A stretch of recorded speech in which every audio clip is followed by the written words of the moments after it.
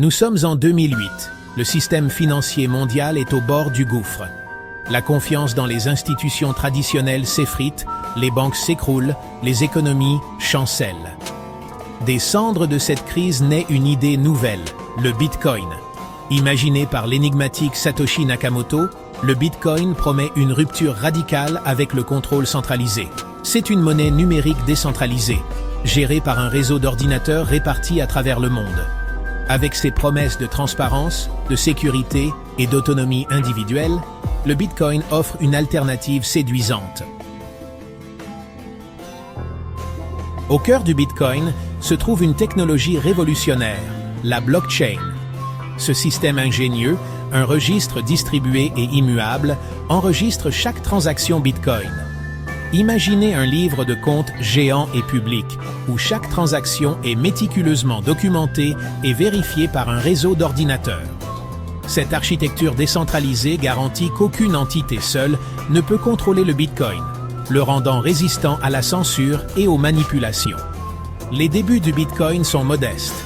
Les premiers adeptes, mus par la curiosité technologique et le désir de souveraineté financière, reconnaissent le potentiel de cette technologie naissante. Mais le monde reste sceptique. Le Bitcoin est perçu comme une expérience marginale, réservée aux passionnés de technologie et aux libertaires. C'est une période d'incertitude, de petits pas face aux doutes généralisés. Pour saisir la nature révolutionnaire du Bitcoin, il faut explorer les subtilités de sa technologie sous-jacente, la blockchain. En substance, la blockchain est un registre distribué, un enregistrement numérique des transactions répliquées sur un vaste réseau d'ordinateurs.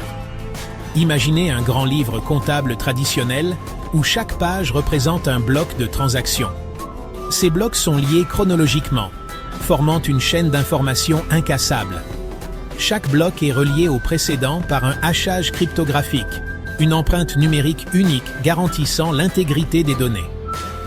Toute tentative de modification d'une transaction passée nécessiterait la modification de tous les blocs suivants, une tâche rendue quasiment impossible par la nature décentralisée du réseau.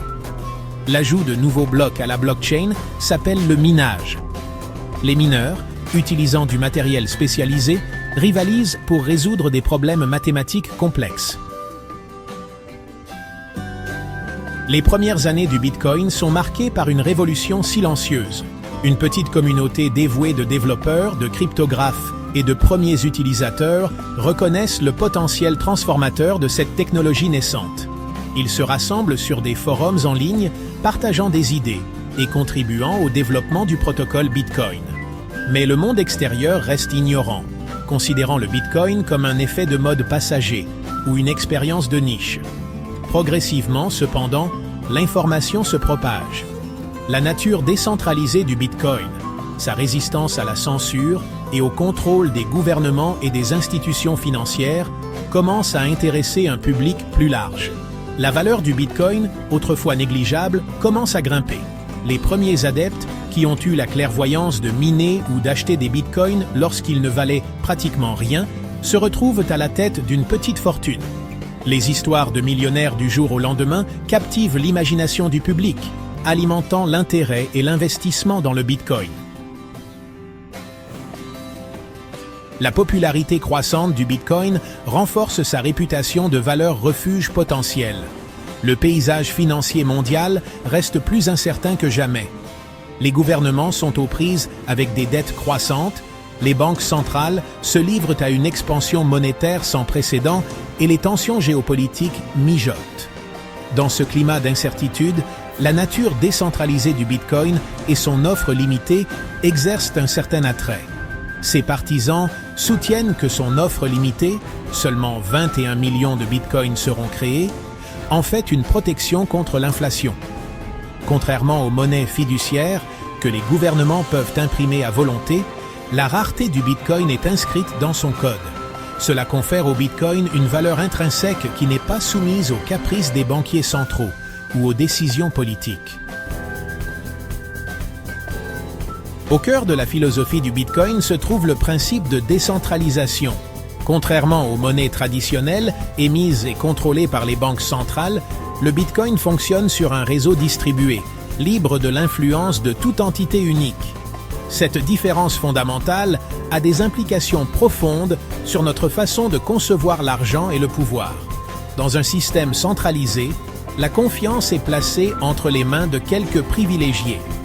Gouvernements, banques, institutions financières. Ces entités agissent comme des gardiens, contrôlant l'accès au système financier et dictant les règles du jeu. Le Bitcoin, en revanche, est régi par un mécanisme de consensus. Les transactions sont validées et ajoutées à la blockchain par un processus appelé minage, impliquant un réseau distribué d'ordinateurs. Si le Bitcoin a attiré l'attention des investisseurs et des passionnés de technologie dans les pays développés, son impact sur le monde en développement est potentiellement encore plus profond. Dans les régions touchées par l'hyperinflation, le contrôle des changes et l'accès limité aux services bancaires traditionnels, le Bitcoin offre une bouée de sauvetage en matière d'inclusion et d'autonomisation financière. Imaginez vivre dans un pays où vos économies sont rongées par l'hyperinflation, où la monnaie locale perd de sa valeur de jour en jour. Dans un tel contexte, le Bitcoin offre une réserve de valeur qui n'est pas soumise aux caprices de gouvernements corrompus ou à des politiques économiques défaillantes.